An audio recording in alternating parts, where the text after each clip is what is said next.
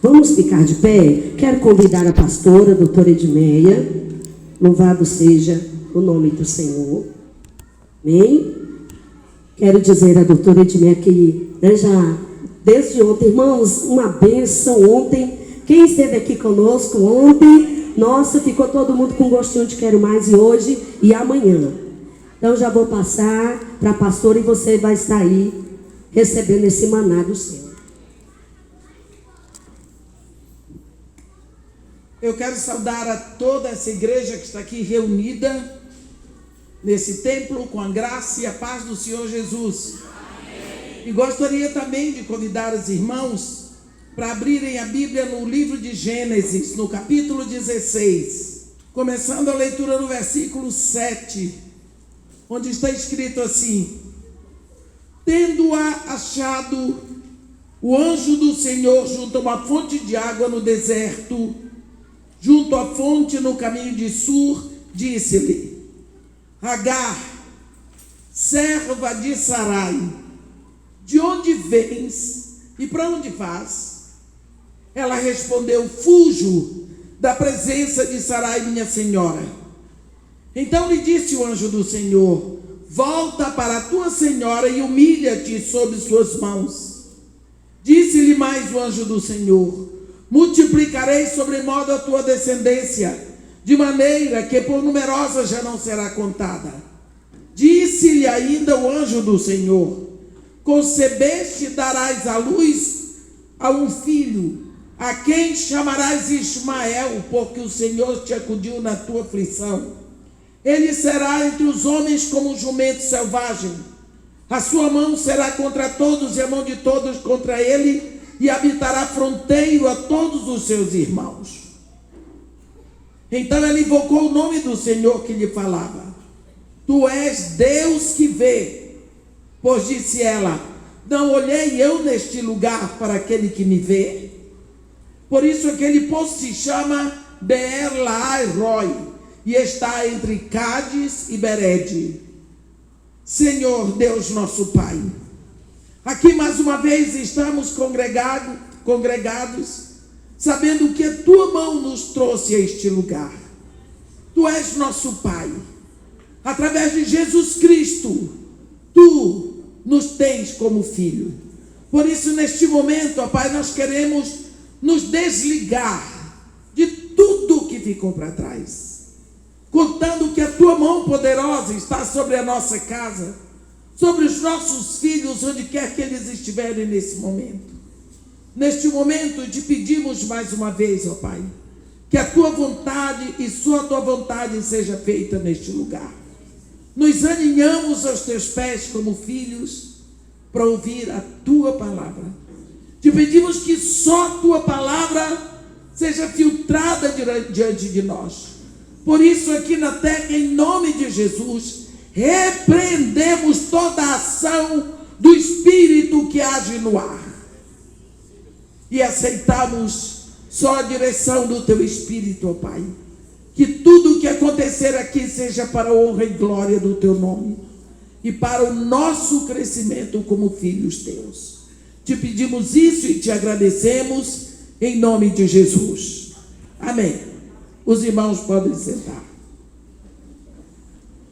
Nós sabemos que quando Deus chamou Abraão, ele chamou fazendo promessa.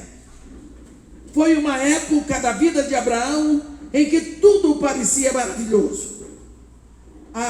Terá tinha morrido, o pai de Abraão.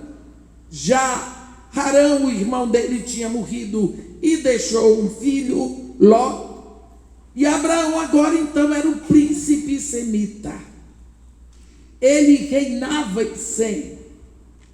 Ele tinha tudo, dono dos rebanhos, toda a autoridade. Tinha uma mulher linda, Sarai. E ele era amado de todos. Toda a autoridade estava nas mãos de Abraão.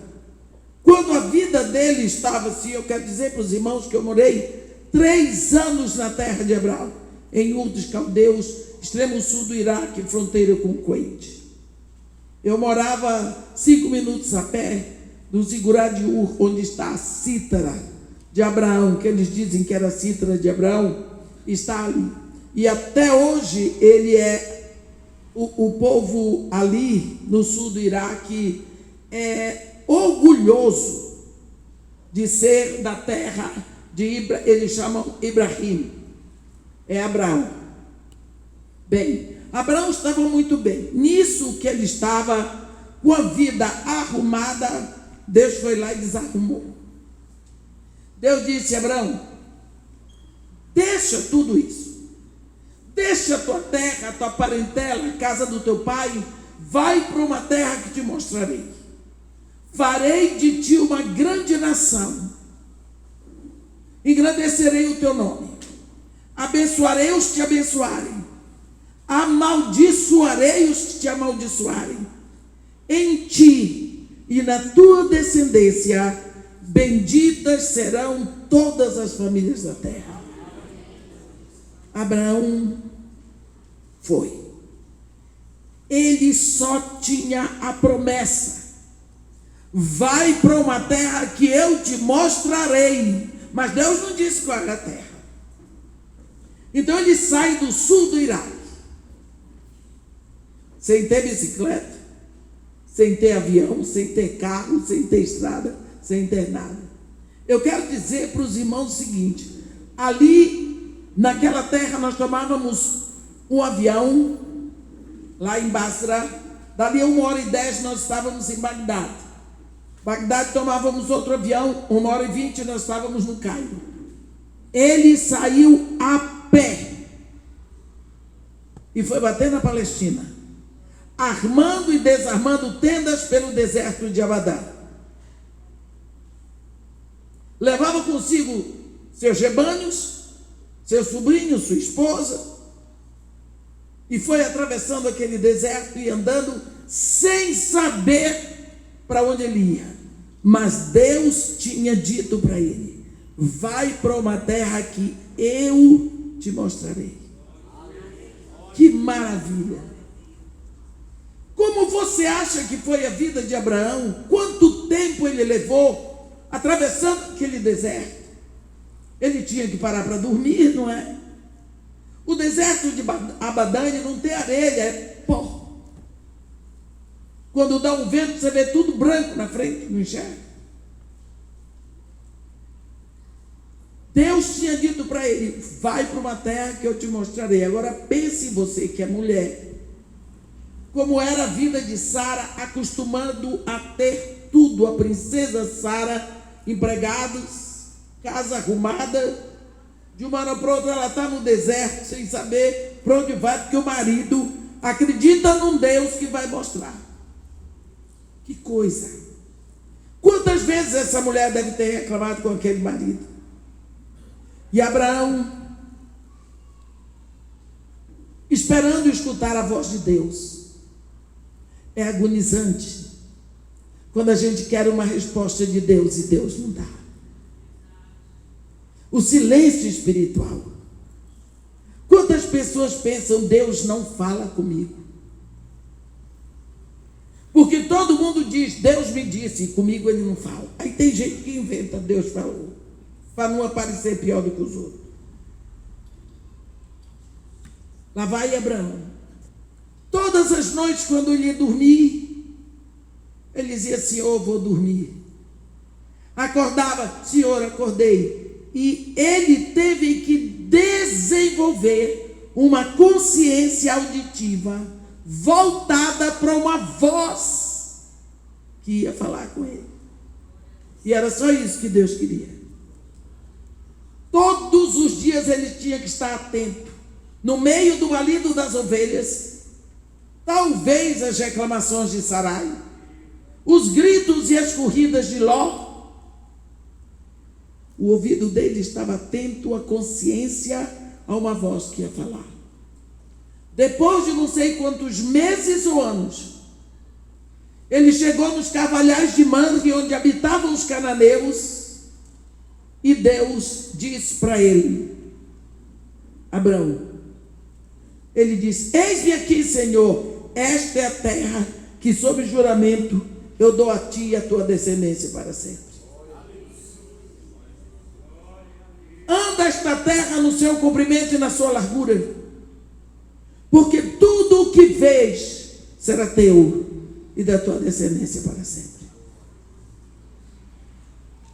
Abraão andou a terra e tinha fome.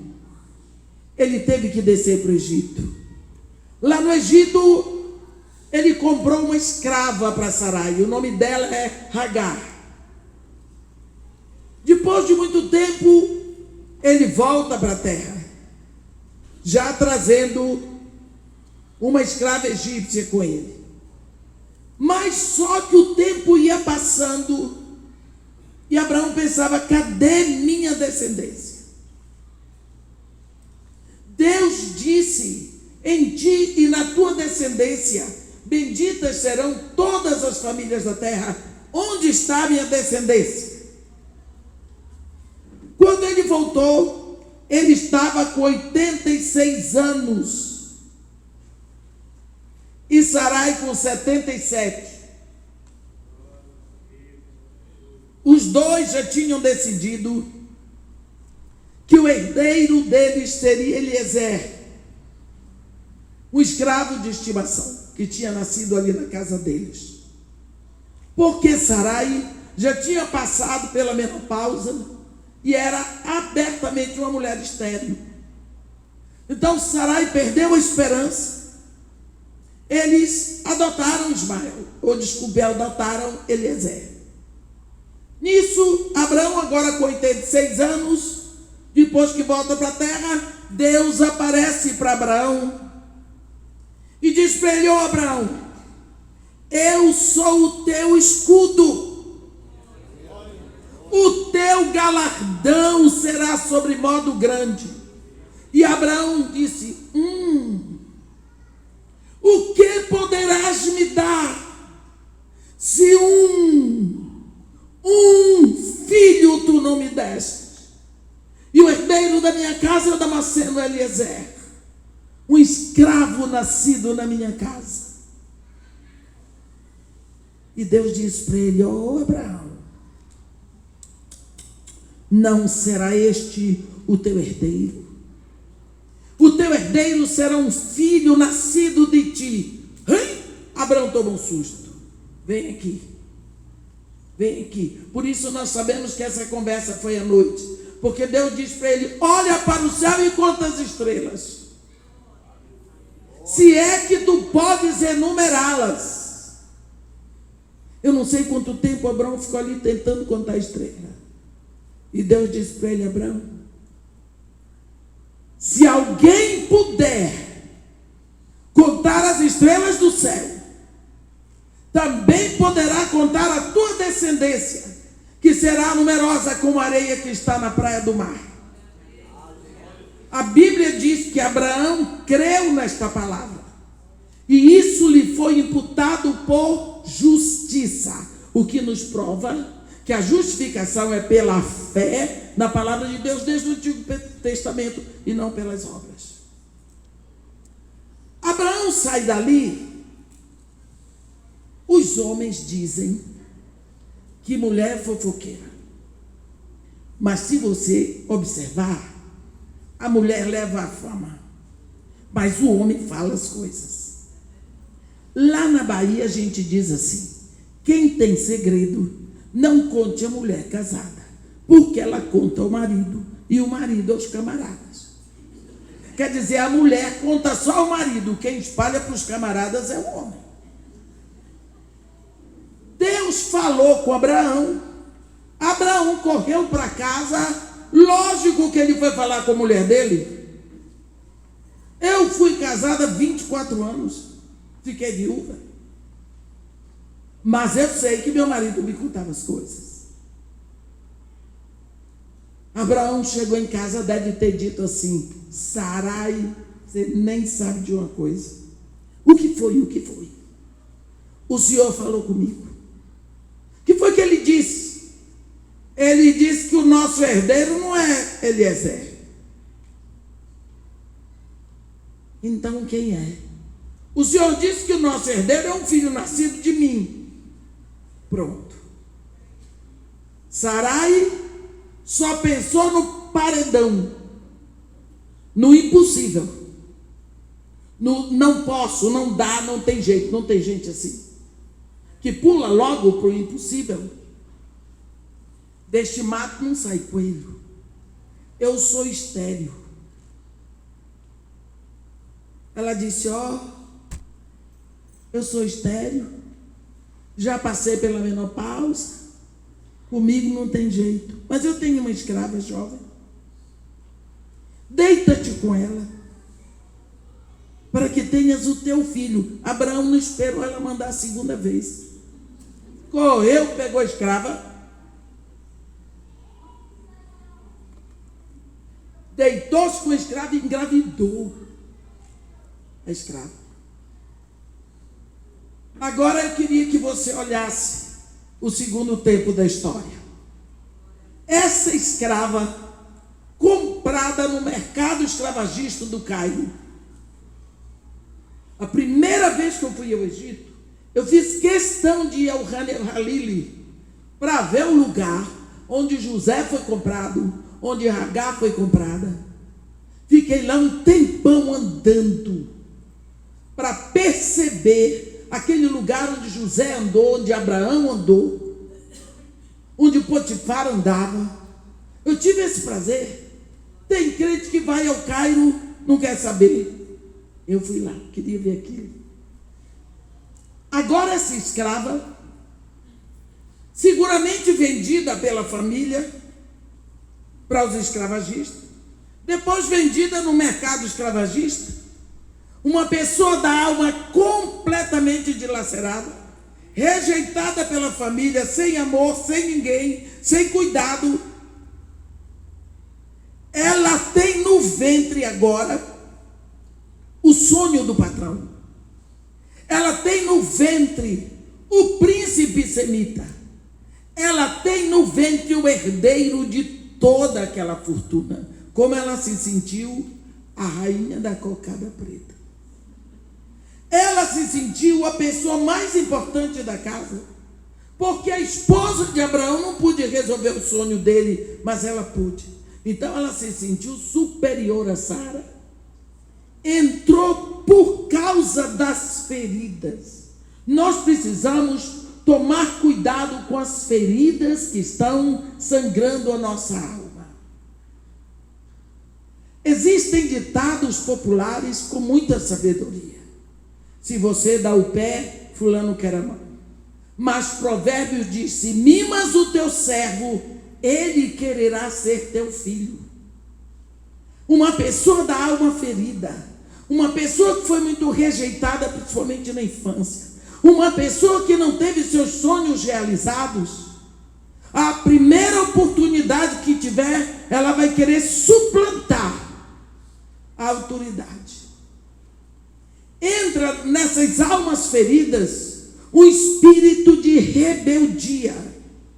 A pessoa encontra uma oportunidade, ela quer dominar, ela quer aparecer, ela quer dominar, ela usa um fascínio para angariar todos para ela. Isso acontece demais, e isso tenho visto muito na igreja.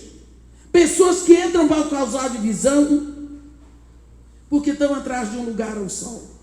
Agora eu estou passando um momento lá no Rio, o pastor me procurou.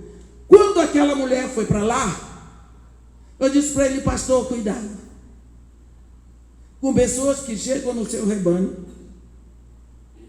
e que chegam querendo um lugar de autoridade, porque elas vão causar uma liderança paralela. Não, mas eu já conheço de tempo. Eu disse, eu só digo que o senhor tem cuidado, porque se o rebanho Deus botou na sua mão, é o senhor que tem que tomar conta, não sou eu. Mas quando eu digo as coisas, eu sei o que eu estou dizendo. Agora já está saindo para fundar a igrejinha dela. Não vai dar certo. Ela vai sob maldição. Não vai ter paz. Por quê? Porque é assaltante.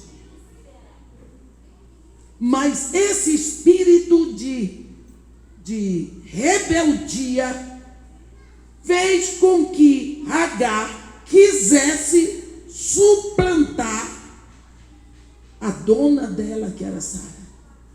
A autoridade feminina da casa era Sara. Mas Agar agora se sente superior a Sara. Afinal de contas, ela teve a capacidade de engravidar que Sara nunca teve. Você sabia, aqui mesmo no capítulo 16, a Bíblia diz que ela estava afrontando Sara. E Sara falou com Abraão, no versículo 5 aqui: seja sobre ti a afronta que me faz a mim. Eu te dei a minha serva para a possuíres, ela porém, vendo que concebeu, desprezou-me. Julgue o Senhor entre mim e ti. Abraão respondeu para ela: a tua serva está nas tuas mãos, procede segundo melhor te parecer. Sarai humilhou-a, quer dizer, chamou a atenção. Ela não aceitou. Ela fugiu, ela foi embora. Foi embora. E quando chegou no meio do deserto, Agar não sabia o que estava fazendo. Ela estava cega por um espírito de rebeldia.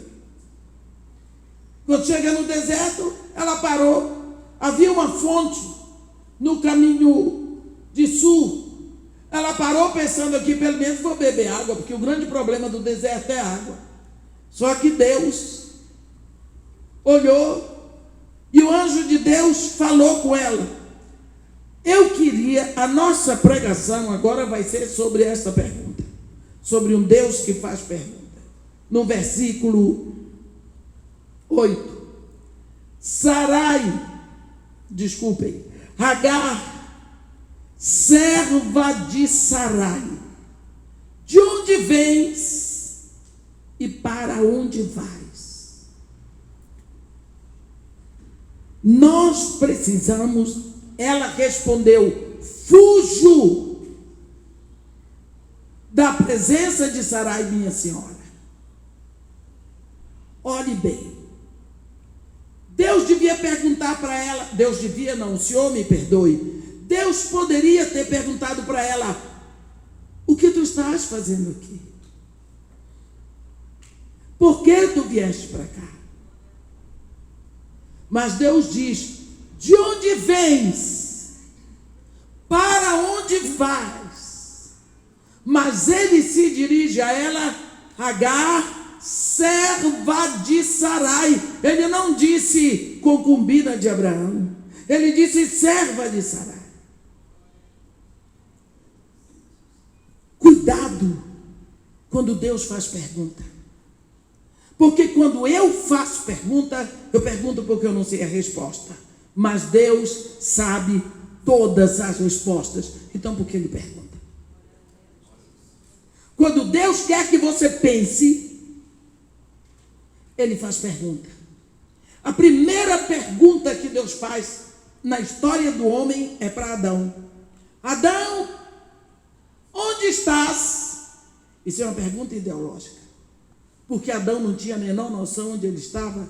Ele não tinha a menor noção da distância que ele foi parar pelo pecado. E ele diz: ouvi tua voz no jardim, mas porque estava nu, tive medo e me escondi. Aí Deus faz a segunda pergunta: quem te fez saber que estavas nu? Quem te disse? Como é que tu chegaste a essa conclusão? De onde veio esse conhecimento de nudez? Porque eu te fiz nu, tu e tua mulher, e vocês sempre estiveram nus na minha presença. Como é que de uma hora para outra você descobriu essa nudez que envergonha? Como? E a Adão: a mulher que tu me deste, ela me deu da árvore que eu não devia ter comido e eu comi. Isso é uma pergunta teológica. A terceira pergunta é uma pergunta filosófica. Ele faz para Eva: o que é isto que tu fizeste? É uma pergunta ética. E Eva, muito mulher, diz para Deus: A serpente me enganou e eu comi do fruto da árvore que disseste para não comer. A quarta pergunta no Éden vai ser dirigida a Caim. É uma pergunta psicológica. Caim, por que tu estás irado? Se Caim tivesse pensado, é mesmo, por que eu estou irado?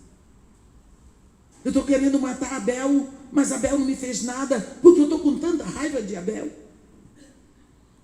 Talvez ele não tivesse entrado para a história como o primeiro homicida, assassino, um fraticida. Mas ele não quis pensar. A quinta pergunta do Éden, Deus faz novamente a Caim uma pergunta sociológica. Onde está o teu irmão? Se Deus perguntasse para nós agora, onde está o teu irmão? Nós íamos dizer, que irmão? Se nós nunca olhamos para os pobres lá da rua, para os necessitados como irmãos. Nós olhamos como pessoas que não temos nada a ver com eles, mas temos sim. Então você vê, eu podia ficar aqui até o final, dizendo as perguntas que Deus faz, e vou lhe dizer, ninguém responde. Agora Deus pergunta para essa mulher aqui, Agar, serva de Sarai, de onde vens? Para onde vais? E ela também não diz, ela não sabe. Ela responde, fujo. Eu não venho nem vou, eu fujo. E se Deus aparecesse agora aqui, visivelmente, e Ele perguntasse para você, de onde você vem? Para onde você vai? Talvez você dissesse, eu vim da minha casa e volto para a minha casa. Não é isso que Deus quer saber. Ele quer que você pense muito mais longe. De onde você veio? A Bíblia diz que Deus nos escolheu em Cristo antes da fundação do mundo. Efésios 1. Para sermos santos e irrepreensíveis perante Ele. A Bíblia diz, quando Deus fala com o profeta Jeremias, Deus diz assim para Jeremias, Jeremias, antes que eu te formasse no ventre da tua mãe, eu te conheci. E antes que saísses da madre, eu te consagrei e te constituí profeta às nações. A Bíblia diz, lá em Jó, no capítulo 38, depois de Jó fazer perguntas e perguntas e perguntas a Deus, chega no capítulo 38, Deus vira a mesa com Jó. Chega, Jó, você já perguntou muito, agora quem vai perguntar sou eu, quero ver você responder. Aí Deus começa. Quando Deus começa aquele capítulo 38, eu não tenho condição de parar, eu só leio quando eu posso ir até o final. Porque Deus começa uma pergunta atrás da outra e parece que Jó está assim. Onde tu estava quando eu lançava os fundamentos da terra? E no versículo 7, quando as estrelas da alva alegremente cantavam e se alegravam todos os filhos de Deus. Hein? O salmista, quando faz a oração do capítulo 139 do livro de Salmos, ele diz para Deus, tu formaste o meu interior, tu me teceste no ventre da minha mãe.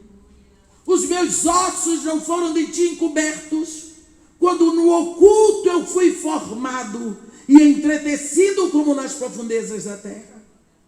Tu me viste a substância ainda informe, e no teu livro todos todos os meus dias foram escritos e determinados, quando nenhum deles havia. Como me ausentarei da tua presença? Se tomo as asas da alva e me detenho nos confins dos mares, lá a tua destra me alcançará.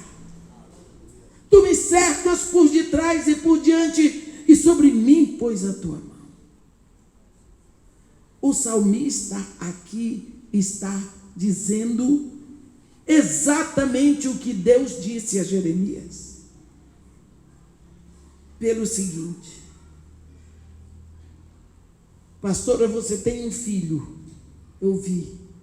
Como é o nome dele? Aquele pequenininho que estava aqui. João Emanuel. Com quantos dias de gravidez você estava dele quando descobriu? Estou grávida. Olha, a pastora está declarando aqui, sem o menor acanhamento, que ela tinha uma pessoa dentro dela 90 dias e não sabia. Se vocês não acham que isso é uma vergonha, eu acho. Eu acho que isso é uma vergonha. Uma mulher ter uma pessoa dentro de si, não era num briga, não. 90 dias e ela não sabia. Quando descobriu, se assustou, foi falar com o marido se assustou também. Por que os dois não sabiam? Porque não foram vocês que fizeram. Deus, o nosso Deus, é um Deus de princípios. Deus estabeleceu desde o início que um homem com outro homem são dois homens. Uma mulher com outra mulher são duas mulheres. Mas um homem com uma mulher formam uma só carne. De sorte que todas as vezes que um homem e uma mulher se deitam, sejam eles casados ou não, eles abrem a guarda para que Deus traga da eternidade uma vida e coloque ali. Porque o único jeito para viver aqui na terra é ter um corpo da terra. E Deus então vai tecer no ventre daquela mulher um corpo para aquela vida que Ele trouxe. Tanto que você lê muito bem lá em Eclesiastes, no capítulo 12, e o pó volte à terra como era, e o espírito volte a Deus que o deu.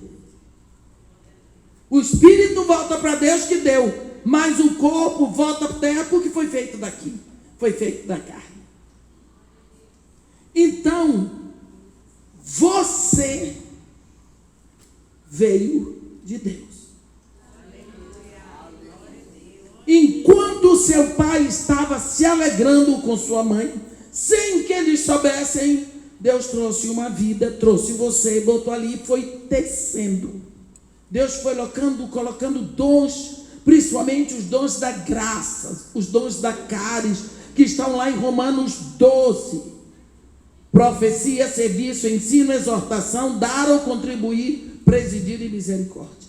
Ele foi tecendo você com esses dons, preparando você, deixando prontos para o dia que você ouvisse a palavra da verdade, o evangelho da salvação. Tendo crido, você ia ser selado com o Espírito Santo. O Espírito Santo ia entrar, cristianizar esses 7 dons que você trouxe do berço, trazendo os dons espirituais em cima desses.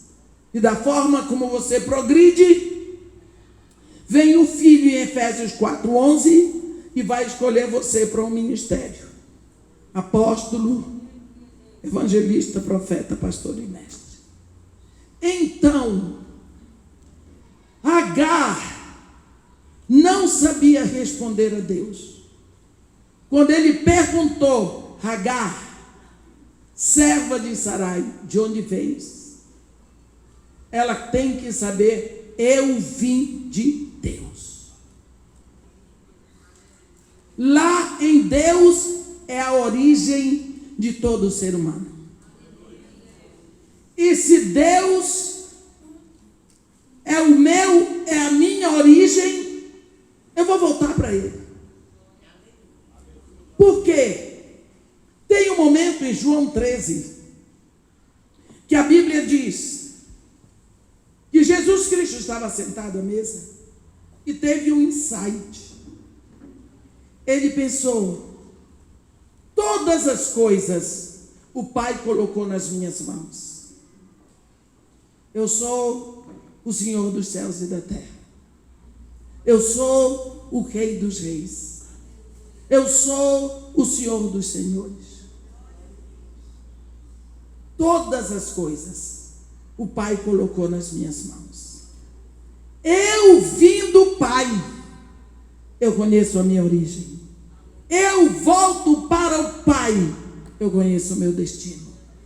Então, ciente de quem Ele era, de onde veio e para onde Ele vai, Ele considerou as coisas aqui embaixo tão aquém, que Ele tirou a capa de cima, pegou uma toalha, uma bacia e foi lavar os pés dos discípulos. Quanto mais você vê quem você é em Cristo, mais você despreza as coisinhas daqui do mundo. Mais você despreza. Porque elas vão se tornando tão absolutamente desnecessárias. Mais desnecessárias. É como se fossem lixos que atrapalham a vida da gente.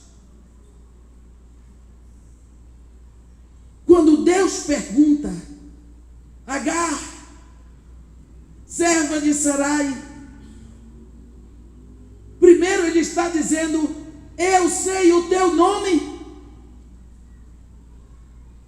Eu sei o teu nome. Uma forma que você tem de mostrar para uma pessoa que você se interessa por ela é dizer o nome dela. Porque às vezes nós não sabemos o nome das pessoas. Outro dia eu estava esperando o metrô na estação Carioca, no Rio de Janeiro, e eu vi um menino enorme na minha direção. Eu disse: Jorge. Ele me abraçou. Tia, você lembra do meu nome? Eu disse: como é que eu ia lembrar? Você deitava no meu colo e dormia, rapaz. Cadê o Washington, o irmão dele? Ele começou a chorar. Ele disse: o que a senhora está fazendo aqui? Estou esperando o metrô, então vem aqui. Ele era o maquinista. Eu vi lá na frente sentado com ele. Como que eu vou esquecer o nome de uma criança minha? Há 28 anos eu estou ali. Eu conheço até as dores que eles tinham. Porque eu sempre os amei. Se você, uma forma de você dizer a uma pessoa que você está interessado nela é saber o próprio nome da pessoa. É imprescindível que você chame a pessoa pelo nome. Tem um porteiro lá no meu prédio que diz: a senhora é a única pessoa que chama o meu nome. Que eu chego lá e eu digo: graça e paz de Djalma. Ele diz: a senhora é a única pessoa. Eu disse: porque você tem um nome para ser chamado. O povo chama ele de baixinho, mas ele tem um nome. Deus chama Agar pelo nome Agar. Está escrito aqui. Mas ele diz para ela: eu te conheço pelo teu nome, mas eu também sei o teu status. Tu és serva de Sarai. Eu sei tudo a teu respeito. Por quê? Porque eu que te criei. Eu te formei no ventre da tua mãe. Eu te dei oxigênio para respirar até hoje. Eu sei do teu caminho. Eu sei quem tu és, porque tu és feitura minha. O mundo te fez escrava, não eu. Tua família te vendeu, não eu. Eu te fiz.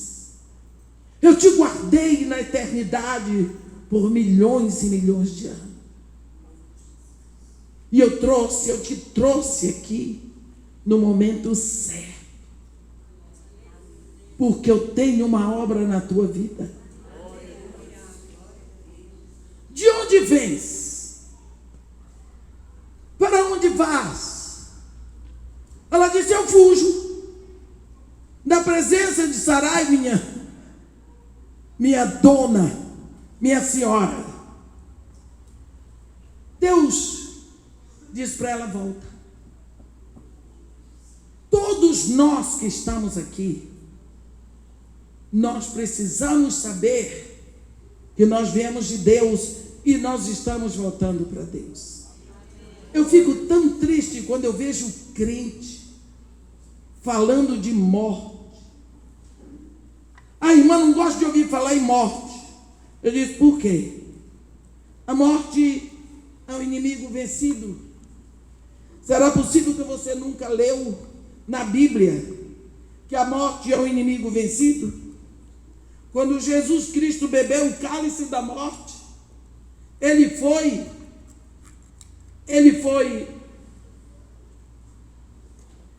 para o sepulcro, mas ele levantou e a morte ficou enterrada. Quem está em Cristo não precisa temer a morte. Por quê? Porque o que ficou para nós foi a sombra da morte. Vai passando um caminhão ali, a sombra dele vem toda sobre você. Você se assusta, mas o caminhão mata. Mas a sombra dele não matou ninguém. Vem um leão de lá correndo para abocanhar. O leão abocanha uma presa. A sombra dele apavorou você, mas a sombra não mata, a sombra não morde. O que significa que a sombra da morte, ela nos assusta, mas ela não mata mais. O que ficou da morte para nós foi só a sombra, que nos assusta. Agora, você veio de Deus, você vai voltar para Deus. Eu só não sei quando. Tem um grande escritor e geógrafo, piloto de avião francês, Émile de Saint-Exupéry, que ele diz: quem caminha sempre na mesma direção acaba voltando ao ponto de partida. Se você sai do norte, ele levava em consideração a forma esférica do planeta Terra. Ele diz: se você sai lá do Polo Norte e vem girando a Terra todinha, chega no Polo Sul, você volta para o norte. Agora, se você sabe de onde você vem e sabe para onde você vai, isso faz de você um peregrino. Há quase 30 anos, eu viajo sem parar. Aqui no Brasil, eu tenho um projeto social no Morro Dona Marta, em Rio de Janeiro, chamado Casa de Maria e Marta. É Fé e Obras, as duas irmãs de Lázaro. Eu nunca tive, não tenho e não quero ajuda nenhuma do governo. Também não tem igreja lá sustentando. O sustento todo é levantado pelo meu ministério. E o meu ministério é pregar a palavra, sem cobrar. E Deus sempre supriu. Também não trabalho com voluntários. Porque com voluntário você não conta. Quanto menos você pensa, eles já foram embora. Então eu tenho 6 funcionários. Nenhum ganha menos que o salário mínimo. Nem todos ganham acima. Eu pago todos os encargos sociais. Eu pago férias. Eu pago o 13º, tudo. As crianças têm 3 refeições por dia. Toda a roupa que elas usam, sou eu que dou. Calcinha, cueca, meia, tênis, mas é tudo novo. Eu estou dizendo isso aqui sem medo. Eu não dou nada de segunda mão para as minhas crianças. Nada. Porque essa é a direção que eu tenho de Deus. Eu dou toalha de banho de rosto, pijama, shampoo, condicionador, blusa, short, blusa, saia, blusa, calça, vestido. O que você imaginar que uma pessoa usa, sabonete, pasta de dente, escova de dente, eu dou. Eu não tenho medo de publicar isso, porque tem quem prove. Não é? Então, essas crianças, eu estou com elas ali há 28 anos. Eu tenho que trabalhar para levantar o sustento. Alimento, material de limpeza, material escolar, uniforme, tudo. Luz, água, telefone, tudo. Eu preciso levantar quase 40 mil reais por mês.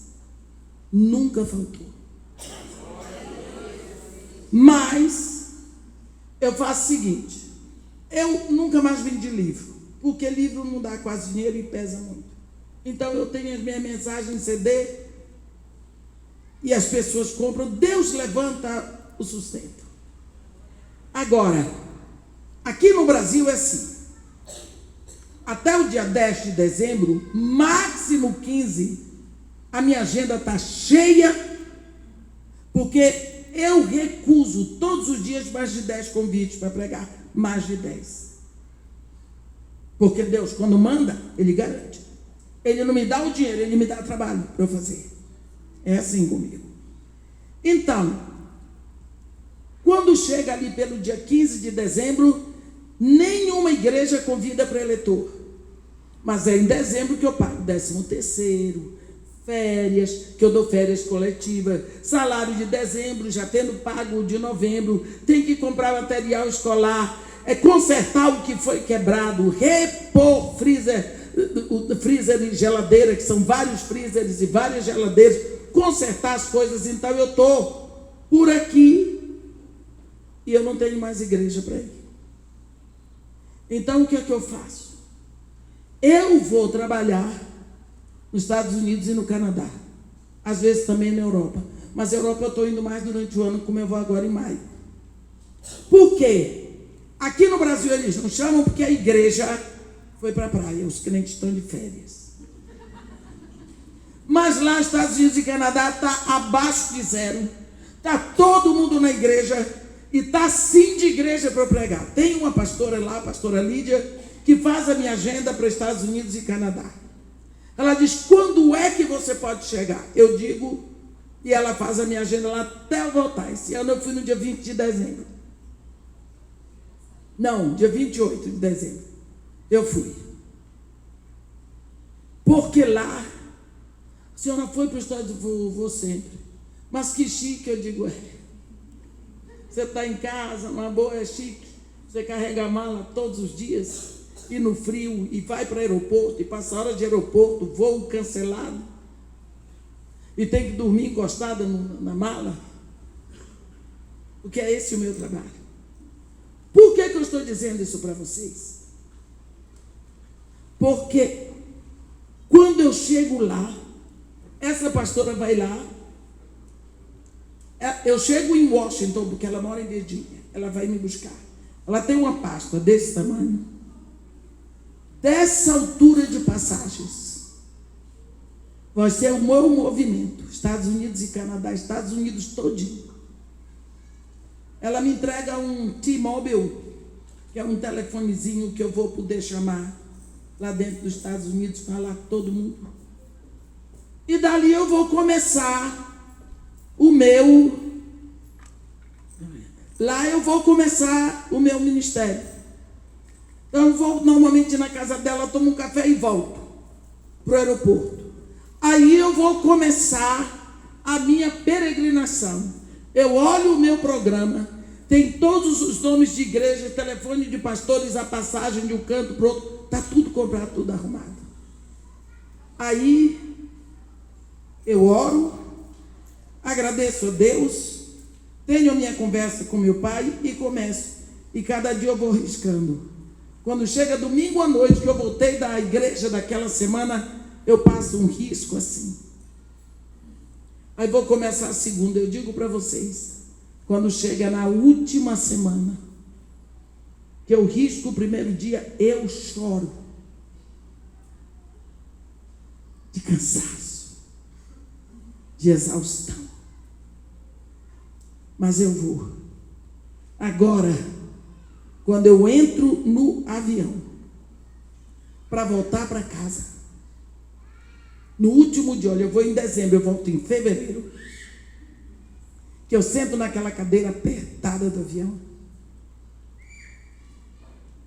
eu saio daquele clima abaixo de 0 para vir para cima de 40, encontrar um apartamento quente, empoeirado, sem nada na geladeira para eu comer, mas que eu entro em casa, eu sento no sofá e agradeço a Deus. Sabe por quê? Eu voltei para o meu lar. Eu saí da minha casa e voltei para a minha casa. Você entendeu? A melhor viagem é aquela que tem um final feliz. Eu vim de casa e eu fui peregrinando, sabendo para onde eu ia e que no final eu ia chegar em casa. Você viu a consciência? Eu tinha uma passagem, eu vou daqui de Maryland, eu vou para Washington, de Washington eu vou para Virgínia, de Virgínia eu vou para Connecticut, de Connecticut eu vou para New Jersey, de New Jersey eu vou para New York, de lá eu vou para a Flórida, na Flórida eu vou Tampa, Boca Raton, Depois eu vou para o Canadá, volto do Canadá, vou para a Califórnia. Aí eu vou para São Francisco. Eu tinha todas as passagens. Eu vi o meu mapa de viagem.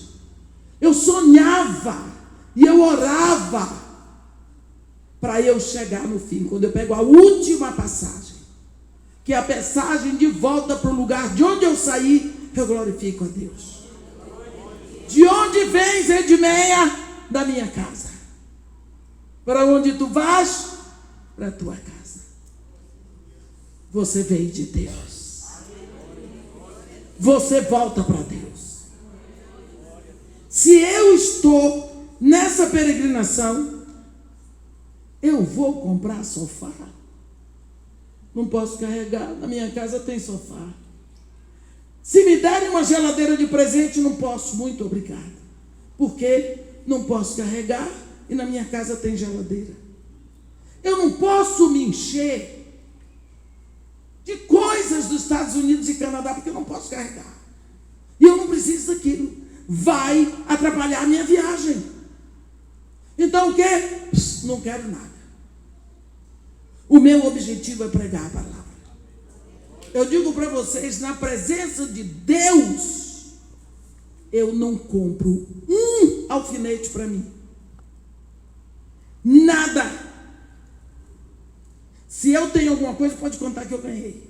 E se me der coisa grande, eu não aceito. Vai me atrapalhar. Eu estou de viagem. Quando Deus pergunta para Agar, de onde vens, para onde vais, Ele quer ver se ela tem uma mente peregrina, uma consciência de peregrina. Você tem essa consciência? Você sabe que Deus lhe trouxe aqui para você voltar para Ele? Você sabe que você veio de Deus e volta para Deus? Então por que você se enche de tanta coisa aqui, se você não vai poder levar? Sabe o que foi que ela respondeu para Deus? Eu fujo. Então só tem dois jeitos. Se você não sabe para onde vai, você é uma fugitiva ou um fugitivo. O fugitivo é assim. O fugitivo não tem mapa de viagem. Ele está sempre, ele pode mudar a qualquer hora, porque ele está sendo perseguido. Ele está sempre perseguido, ele está procurando um jeito de se arrumar. Onde ele chega é aquele jeitinho para se arrumar, para ficar bem ali, porque ele é fugitivo. Fugitivo. Ela disse: eu fujo. Fugitivo não tem segurança. Fugitivo tem o espírito de perseguição. Fugitivo não tem direção. Fugitivo não tem cobertura. Eu sei quantas vezes nós temos vivido aqui na terra como se fôssemos fugitivos. Não temos segurança de onde estamos. Eu vejo crentes me perguntarem: mas irmã, a senhora viaja sempre só? Eu olho para a pessoa e digo: não acredito que você entregou sua vida a Jesus Cristo. A irmã, não tem nada a ver. Eu disse: o quê? Por que você está achando que eu sou agora uma órfã? Eu nunca estou sozinha. Eu nunca estou sozinha. Sozinha eu não posso fazer nada. Não é nisso que eu estou falando, então me fale direito.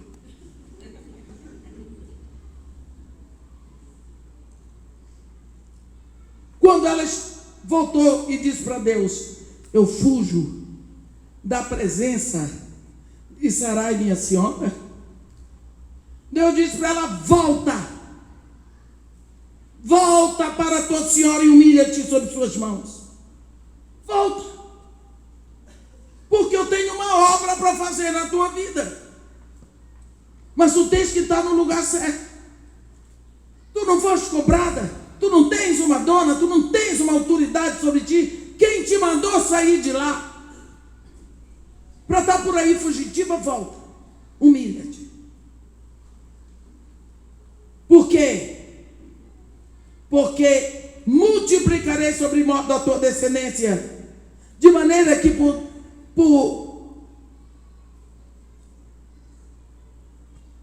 pela quantidade de pessoas, pelo número de pessoas já não será contado. Deus estava dizendo: tu és uma escrava, tu estás toda errada, mas acerta o teu caminho, humilha-te, reconhece a autoridade sobre ti, porque a dificuldade de Agar era reconhecer a autoridade. É tão difícil reconhecer a autoridade. Eu tinha esse espírito quando eu era solteira. Eu sou filha fora do casamento. Meu pai era estrangeiro, minha mãe era estrangeira. Só que meu pai era negro, casado com uma mulher. Ele veio da Inglaterra e foi para Barbados, casou com uma mulher na igreja lá de Barbados, veio para o Brasil 6 filhos. Minha mãe era branca, ele e a família toda negra. Minha mãe era branca, tinha 2 filhos. Meu pai, protestante. Você sabe o que é protestante? Crente, evangélico, protestante, anglicano. Minha mãe era católica, apostólica, romana, mariólatra, tudo que você pode imaginar. Pois meu pai caiu em adultério com essa mulher branca, dos olhos esverdeados. Família de padre, freira. E aí, quando meu pai, Deus viu os 2 lá, disse: não foi isso que eu quis para vocês, mas vocês escolheram. E vem cá, me botou naquela casa. Nasci, agora você pensa, numa cidade tão pequena, eu tinha 4 irmãos brancos que nasciam lourinhos, e do outro lado 6 irmãos negros retintos, e eu no meio. Você pode imaginar a minha insatisfação, a minha dor, o sufoco, porque a família da mamãe não melhorava a situação, só me chamava de capeta porque eu sou negra. Então, como Deus me deu uma inteligência, graças a Deus, muito acima do normal, eu usava a minha inteligência para humilhar todo mundo. E isso aconteceu na igreja. Porque eu sabia muito mais do que os pastores. Professor de escola dominical não me aguentava. Então eu aproveitava para fazer pergunta que eles não sabiam. para chamar a atenção. Era uma ferida aberta na alma. Confundir sedução com carisma. Fulano é carismática, é nada, é sedutora. Isso é espírito maligno. Procurava ser boazinha com todo mundo para atrair a atenção do povo. Que coisa do inferno. E foi de lá que Deus me salvou. Eu era crente, mas lá no Iraque houve a minha verdadeira conversão. Eu fiz 5 faculdades e dizia os pastores fazem teologia porque não tem capacidade de passar numa universidade que preste. Eu dizia, Deus já me perdoou. Então essa ferida aberta na alma, ela dá espaço para o espírito de rebeldia. Foi o que aconteceu com Agar. Quando ela se viu importante, Sarai que se dane. Eu não vou me submeter a Sarai. Eu tenho um filho no meu ventre, o meu filho é herdeiro de tudo. Deus disse, volta para tua senhora e humilha-te. Tá? Agar tinha todos os motivos para dizer, eu não. Mas Deus disse, vai porque eu tenho um plano na tua vida. E tudo vai depender do teu comportamento. Sabe por quê? Tu concebeste, e tu darás à luz a um filho. E o seu nome será Ismael. Porque o Senhor te acudiu na tua aflição. Eu vou te dizer como é que vai ser o teu filho. O teu filho será entre os homens como um jumento selvagem. A sua mão será contra todos e a mão de todos contra eles. E ele habitará a fronteira a todos os seus irmãos. Viu? Vá domesticar árabe. Ismael é o pai do povo árabe. Isso eu vi bem, vivendo 3 anos e meio no meio deles. Animal selvagem, jumento selvagem ninguém domestica. Deus disse, ele será entre os homens como um jumento selvagem. Ninguém muda a cabeça de árabe. A mão dele estará contra todos e a mão de todos contra eles. Não há mistura. Habitará fronteiro, quer dizer separado a todos os seus irmãos. Ela olhou para ele e disse, tu és Deus que vê. Puxa vida, meus irmãos. Quanto nós precisamos hoje de saber que Deus vê. Não é aqui que está o tema do nosso estudo desse final de semana. Não é aqui, porque o teu Deus é contigo por onde quer que andares. Tu és Deus que vê. Não importa aonde você esteja. Como o salmista disse no Salmo 139, para onde irei? Para onde me ausentarei da tua presença? Se tomo as asas da alva e me detenho nos confins dos mares, lá a tua destra me alcançará. Tu me cercas por detrás e por diante, e sobre mim pões a tua mão. A Bíblia diz que até hoje ela invocou o Deus que vê. Ela invocou, ela proclamou, ela adorou o Deus que vê. Tu és Deus que vê, porque não olhei eu aqui nesse deserto para aquele que me vê. Até hoje aquele poço se chama Beer Lahai Roi, e a Bíblia diz que ele está entre Cádiz e Berete. Eu pergunto para você hoje, será que você tem condição de responder para você mesmo? De onde você vem? Você sabe que você está num caminho de volta para casa? que é de lá que você veio. Quando Deus criou o homem para Ele. Todas as coisas Deus criou com a sua palavra, mas o homem, Ele deu a palavra e Ele pegou. Ele criou o homem para Ele. Será que você tem noção do que Deus quer de você? Quando Deus pergunta isso por boca do profeta Miqueias, o que Deus requer de ti, ó homem, isso está escrito em Miqueias, que ames a justiça, que pratiques a misericórdia e que andes com integridade na presença do teu Deus. Isso no capítulo 6 de Miqueias, no versículo 8. Ele te declarou, ó homem, o que é bom e o que é que o Senhor pede de ti. Que pratiques a justiça, que ames a misericórdia e que andes humildemente na presença do teu Deus. Quando nós vemos isso tudo, nós pensamos, palavra de Deus. De onde tu vens? De Deus. Para onde vais? Para Deus. Se você não tem essa consciência de que você está caminhando para Deus todos os dias, então você é fugitivo. Você tem que voltar ao seu caminho todinho.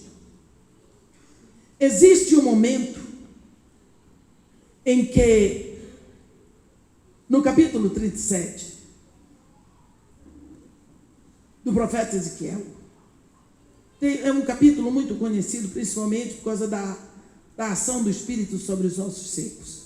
Se você quiser dar uma olhadinha, livro do profeta Ezequiel, no capítulo 37.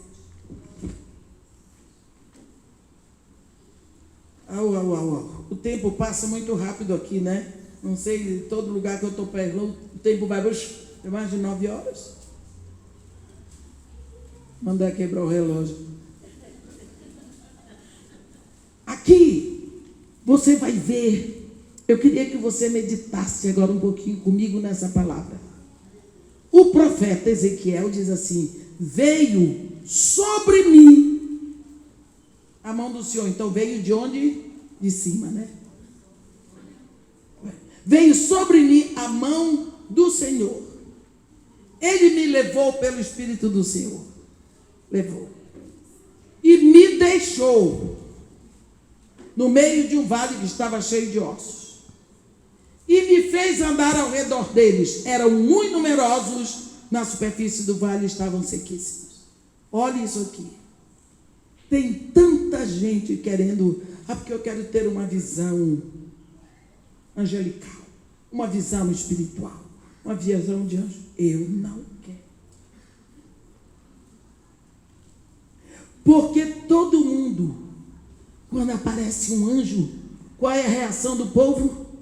O anjo diz, não temas. Então por que o anjo diz não temas? É que o povo fica apavorado. Se o povo fica apavorado, significa que uma visão espiritual não é uma coisa fácil. Não é? Se você olhar a reação das pessoas que têm visão, ficam apavoradas. Vezes que eu tive visão, o meu corpo fica tremendo, às vezes mais de um mês, a depender da visão. O meu corpo treme todinho por dentro. Eu paro até de dirigir. Treme. Essa madrugada eu fui acordada por uma revelação que tem em Jericó. E eu tenho que estudar essa revelação. Então, é uma coisa contínua. Mas você veja, o profeta está lá no Anás. Aí vem a mão, leva pelo Espírito. Ele diz, me levou. E me deixou. Aonde? Não foi no shopping. Não foi na praia. No meio de um vale que estava cheio de ossos. Quer mais? Não eram ossos de galinha. Eram caveiras humanas. Você queria? Está lá o profeta. Mas o que eu fiz contra Deus? Me trazer aqui. deixou o pobre para o profeta, no meio das caveiras. O profeta ficou lá, o coração devia estar Aí o profeta diz: me fez andar ao redor do vale. Mas vai o profeta andar, coitada, ao redor, para ver a extensão, a profundidade, a qualidade, a quantidade de ossos, a situação ali, analisar, perceber, para chegar a uma conclusão. Sabe qual foi a conclusão que o profeta chegou? Olha aqui, olha a Bíblia. Não vá só atrás da cabeça de preletor, que preletor é pecador. Se disser uma coisa errada, você bebe água suja. Olha o que está escrito na Bíblia. Lembra que Paulo dizia: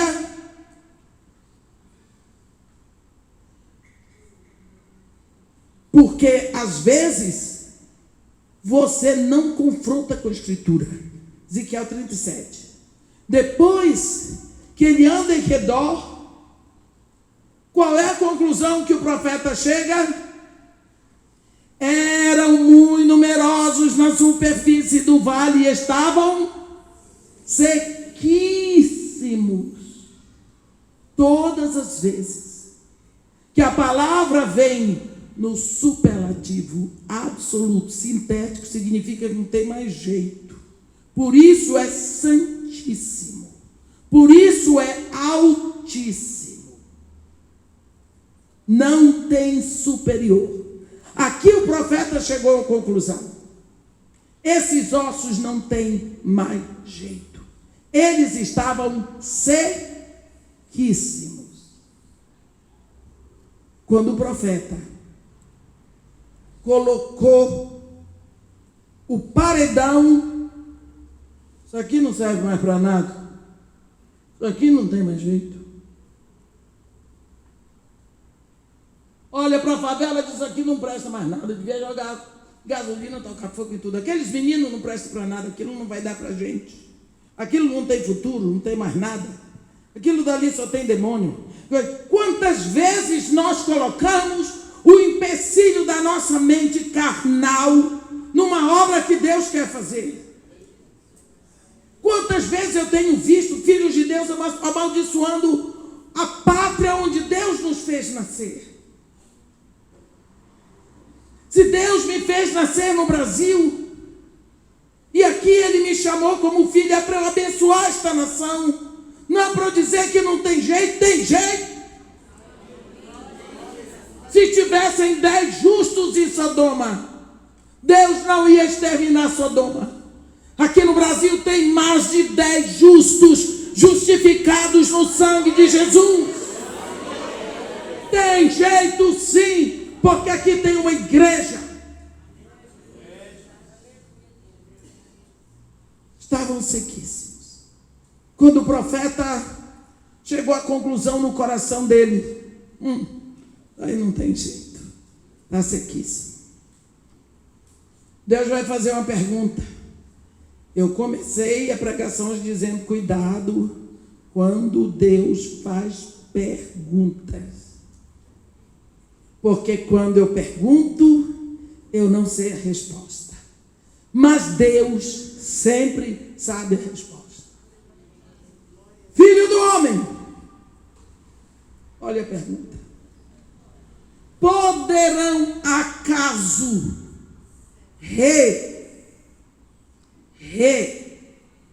reviver esses ossos? O profeta tomou um susto. Porque Deus aqui está falando de ressurreição. O que é que Deus está dizendo? Você está brincando comigo, rapaz? Você acha que esses ossos nunca tiveram vida? Você acha que esses ossos nunca tiveram sentimentos? Nunca choraram, nunca andaram, nunca amaram, nunca sofreram, nunca se alegraram? Você acha que eu criei ossos assim? Essa ação de morte não é minha. Eu não criei a morte. Eu sou o autor da vida. Esses ossos já tiveram vida. Como é que você olha para uma situação e diz que não tem mais jeito? A última palavra é a minha. Filho do homem, acaso poderão reviver esses ossos? O profeta toma um susto e diz: Senhor, tu o sabes. Então profetiza. Você não é profeta? É uma porção de profeta de Araque aí que vem com que, tudo sem saber o que está dizendo. Profetiza. Você não é profeta? Você não é profeta? Ele deve ter ficado como Deus disse: você vai profetizar desse jeito. Ossos secos, ouvi a palavra do Senhor. Aí você diz: osso seco ouve. Se for a palavra do Senhor, osso seco ouve. Porque não existe impedimento para a palavra de Deus. A palavra de Deus é viva e eficaz. Sozinha ela dá conta, ela não precisa de ajuda. A palavra de Deus diz em Isaías 55: assim como desce do céu a chuva e a neve, e para lá não retornam, sem que antes reguem a terra, e a fecundem, e a façam produzir, para dar semente ao que semeia e pão ao que come. Assim é a palavra que sai da minha boca, não voltará para mim vazia, mas fará o que me apraz, e prosperará naquilo para que a designei. Se osso seco ouve, se for a palavra do Senhor. Essa foi a visão que Deus me deu para começar o meu trabalho no Morro Dona Marta. O Morro Dona Marta, em 1990, era a favela mais perigosa do Rio, mais violenta, onde existia a maior concentração de centros de macumba. Nem polícia subia ali. Morro Dona Marta não tem rua, só tem escadinha.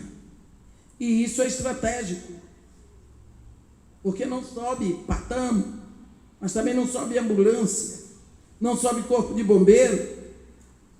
Está ali no coração da Zona Sul. Eu comecei meu trabalho com as crianças na rua. As crianças do morro desciam, até que um dia eles me levaram para dentro da favela, eu nunca mais desci. E a minha estratégia foi palavra de Deus. Eu subia para o Laranjeiro e descia falando só a palavra de Deus, em voz alta, ameaçada de morte o tempo todo. Meu nome sempre encabeçou lista de extermínio. Em 2002, acabou o último centro de macumba. Em 2004, Dona Marta foi retirada da lista das favelas violentas. 2008, recebeu o título de modelo para todas as favelas. Lá foi posta a primeira UPP do Rio de Janeiro, sem um tiro, sem uma prisão, sem uma gota de sangue. A mídia quis saber qual era o milagre, fez a pesquisa e descobriu que no Morro Dona Marta, 83% da população era evangélica. Palavra de Deus aos ossos secos. Ossos secos, ouvi a palavra do Senhor. Se for a palavra do pregador, não, mas a palavra do Senhor. É preciso sabermos que a palavra de Deus não perdeu o poder. E o profeta se assustou.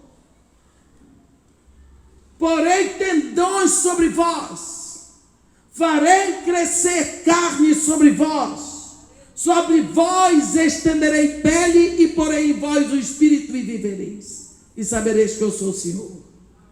E o profeta diz: coitado do profeta, Então profetizei, segundo me fora ordenado. Enquanto eu profetizava, ouvi um ruído de osso que batia contra o osso e se juntava contra os seus ossos. Era uma festa de osso no ar, um partido de lá para cá, para cada um pegando seu pedaço. E o profeta ficou lá, coitada, vendo aquilo e aqueles ossos para cima e para baixo. Era uma multidão. Eles foram se ajuntando e eles foram formando esqueletos. Quando os esqueletos estavam todos prontos, olhei e vi que haviam tendões sobre eles e cresceram carne, estenderam pele sobre eles. Mas não havia espírito. De uma hora para outra, eram esqueletos, viraram defuntos. Agora era uma multidão de defuntos. O profeta deve ter ficado maravilhado, mas só. De ossos secos, agora são só defuntos. Milagre. E Deus olhando para o profeta. O profeta estava maravilhado. O profeta, está pronto. A obra está pronta. Pronto o quê? Está vendo que está tudo morto? É pastor que fica muito feliz com a igreja cheia. A igreja está inchada de gente. Tudo no pecado, mas está cheio. Está tudo morto, pastor. Não tem vida. As pessoas me parabenizam porque agora no Morro Dona Marta, todo mundo é evangélico. Eu disse, esse é o problema. É todo mundo evangélico, mas Jesus Cristo mandou fazer discípulo. Se o Morro Dona Marta estivesse cheio de discípulos, as meninas não engravidariam solteiras. Eu não estou feliz. Tem tantos pastores que estão felizes com a igreja inchada. A igreja está cheia. Cheia de gente fofoqueira, mentirosa, traidora, imoral. Gente que não procura a palavra de Deus, mas está cheio. A população, a igreja cresceu, a igreja inchou. E inchaço é doença. Se você quer uma igreja grande, vai para a católica, que é grande. Não é? Então, Deus, Jesus Cristo mandou fazer discípulos e não evangélicos. Quantas vezes nós nos satisfazemos com o pecado, aprendemos a viver bem com o pecado, perdemos o senso, a vergonha, a dignidade de filhos de Deus. O pecado não nos incomoda mais, estamos mortos. Os defuntos estavam lá e o profeta estava tranquilo. Deus olhou para a cara do profeta. Ei, profeta, profetiza o Espírito. Profetiza, filho do homem. Como? Profetiza assim: vem dos quatro ventos, ó Espírito, e sopra sobre esses mortos para que vivam. Você sabe quantas vezes a Bíblia fala sobre os quatro ventos? É uma expressão muito repetida na Bíblia. Os quatro ventos. Eu vou ler para você. Deixa eu ver. Eu não vou me preocupar muito com a hora não, mas já vou acabar. Não preocupa não. Eu vou acabar, eu prometo. Aqui mesmo, depois de Ezequiel, você vai encontrar Daniel. E no capítulo 7 de Daniel, no versículo 2, você ouve assim, você vê assim: falou Daniel e disse, eu estava olhando durante a minha visão da noite, e eis que os quatro ventos do céu agitavam o mar grande. Quatro ventos. Mas aqui mesmo no capítulo 8, no versículo 8, está escrito assim: o bode se engrandeceu sobremaneira, e na sua força quebrou-se-lhe o grande chifre, e em seu lugar saíram 4 chifres notáveis para os 4 ventos do céu. Se você pegar uma chave bíblica, amanhã é sábado, se dê a esse luxo, vai procurar todos os lugares na Bíblia onde se fala dos 4 ventos e você vai ver. Esses 4 ventos são a ação total do Espírito Santo. Vento norte, vento sul, vento leste, vento oeste.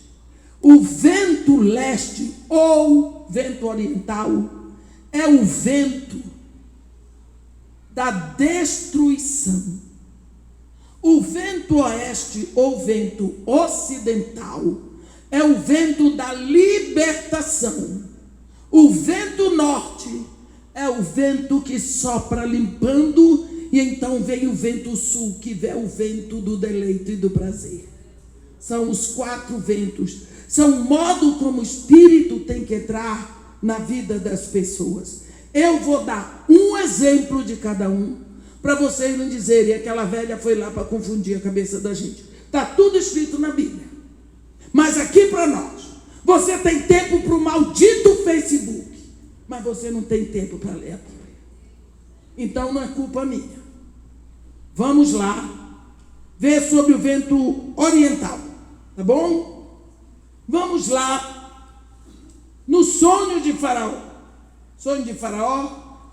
Sonho de Faraó. Gênesis capítulo 41, não é? Capítulo 41, no versículo 1. Passados 2 anos completos, Faraó teve um sonho. Parecia-lhe achar-se ele de pé junto ao Nilo.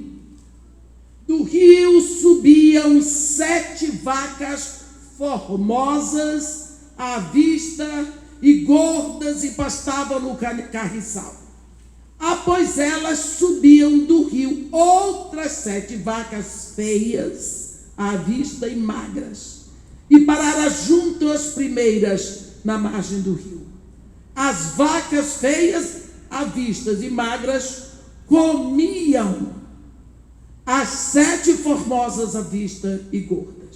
Então acordou o Faraó, tornando a dormir, olhe isso, sonhou outra vez, de uma só haste saíam 7 espigas cheias e boas, e após elas nasciam 7 espigas mirradas, crestadas do vento oriental. Olha esse vento aí. O que foi que o vento oriental fez? Crestou, mirrou, impediu o crescimento, arruinou. Você vai encontrar tantos lugares na Bíblia que o vento oriental faz esse trabalho. O vento oriental vem ali e faz um trabalho horrível. Quando o vento oriental sopra, ele mirra, ele mingua, ele destrói, ele arrebenta. Agora vamos ver Êxodo, no capítulo 10, sobre o vento ocidental. Aqui em Êxodo, sobre as pragas do Egito. Quando vem as pragas dos gafanhotos, no versículo 16, então capítulo 10, versículo 16, se apressou Faraó em chamar Moisés e Arão e lhes disse: pequei contra o Senhor vosso Deus e contra vós outros. Agora, pois, peço-vos que me perdoeis o pecado esta vez ainda, e que oreis ao Senhor vosso Deus que tire de mim esta morte. E Moisés, tendo saído da presença de Faraó, orou ao Senhor. Então, olha agora, o Senhor fez soprar fortíssimo vento ocidental, vento oeste, o qual levantou os gafanhotos e os lançou no mar vermelho. Nem ainda um só gafanhoto restou em todo o território do Egito. Você viu a ação do vento ocidental? Ele levanta a maldição, ele tira o impedimento, ele joga fora todinho, liberta. O vento oriental mingua, destrói, impede o progresso. O vento ocidental, ele leva tudo aquilo que causa prejuízo para o mar. Agora, no capítulo 37 do livro de Jó, espera lá, 37, tanta coisa. Jó, capítulo 37, você vai ver no versículo 9. De suas recâmaras saiu o pé de vento, e dos ventos do norte o frio. E no versículo 17, que faz aquecer as suas vestes quando acalma sobre a terra por causa do vento sul. Então você vê que o vento norte, ele traz o frio. É esse vento que vai produzir com frio a neve. E você sabe que a neve limpa. A neve, quando ela desce, ela traz toda a impureza que há no ar. E o vento sul, ele vem para trazer prazer. Mas tem um versículo em Cantares, que fala no capítulo 4 de Cantares, no versículo 16. Levanta-te, vento norte, e vem tu, vento sul. Assopra no meu jardim para que se derrame os seus aromas. Venha o meu amado para o seu jardim e coma os seus frutos excelentes. Então você vê que o vento norte e o vento sul, eles trabalham, o vento norte limpando e o vento sul tornando tudo aprazível. Mas você viu então a ação dos 4 ventos. Esses 4 ventos são na Bíblia a ação total do Espírito. Voltando para cá, para Ezequiel 37. Estavam lá os defuntos. E Deus diz: profetiza o Espírito. Como? Vem dos 4 ventos, ó Espírito, e assopra sobre esses mortos para que vivam. Vem sobre eles, soprando como vento leste, destruindo tudo aquilo que impede a nossa comunhão com Deus. Vem como vento oeste soprando, levando toda a sujeira da nossa vida para o mar. Vem como vento norte, deixando a nossa vida limpa. E como vento sul, deixando a nossa vida aprazível para Deus. Quando o profeta profetizou os 4 ventos, a ação do Espírito Santo, ele disse: profetizei como ele me ordenara, e o Espírito entrou neles, e viveram, e se puseram de pé, um exército sobremodo numeroso. Na situação que nós estamos vivendo hoje, a igreja do século 21, nós precisamos olhar para o Espírito Santo. Nós precisamos olhar para o Espírito Santo com a pessoa santa de Deus, que veio corroborar o trabalho da redenção. Deus, o Pai, planejou a nossa redenção. Deus, o Filho, pagou o preço e nos redimiu lá na cruz. E Deus, o Espírito Santo, veio para aplicar a redenção na vida de cada um de nós. O Espírito Santo, ele não vive no meio da igreja. O Espírito Santo habita dentro de cada um de nós. Amanhã de manhã nós vamos falar bem sobre isso.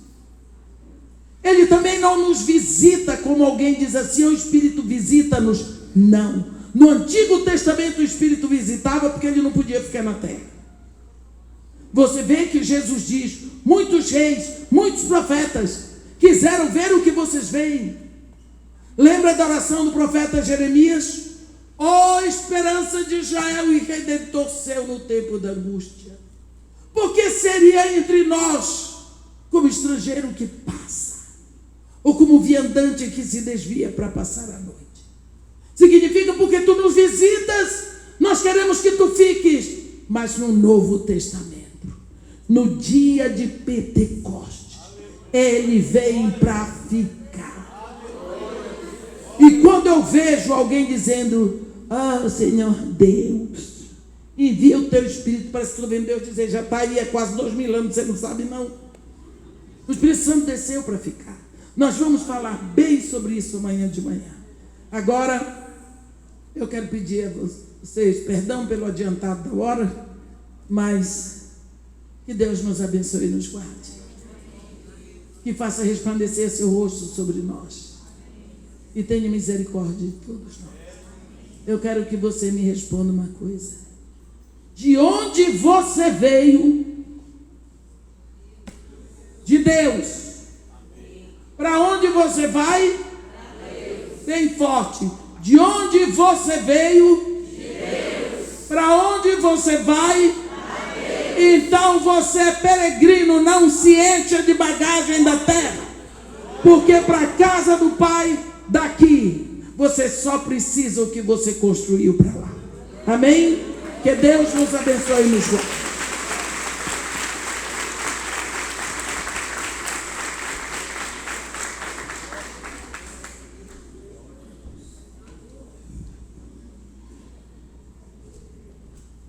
Glória a Jesus. Palavra de Deus. E amanhã nós, com certeza, encerraremos o nosso seminário com a pastora Edmeia, a doutora Edmeia, saciados, porque o Espírito de Deus está nesse trabalhar conosco.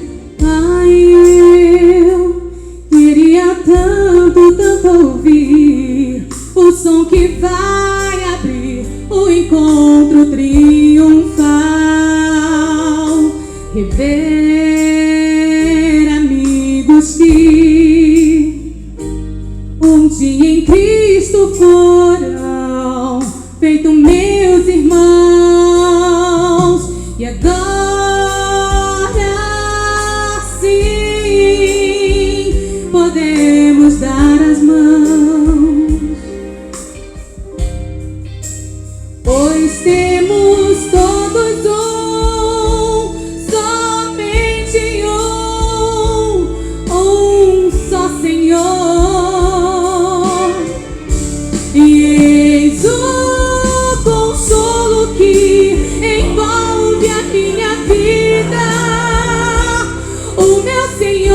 Jesus, que foi morto sim naquela cruz, voltará, enfim. Por isso eu canto glória, glória, glória ao autor da minha fé.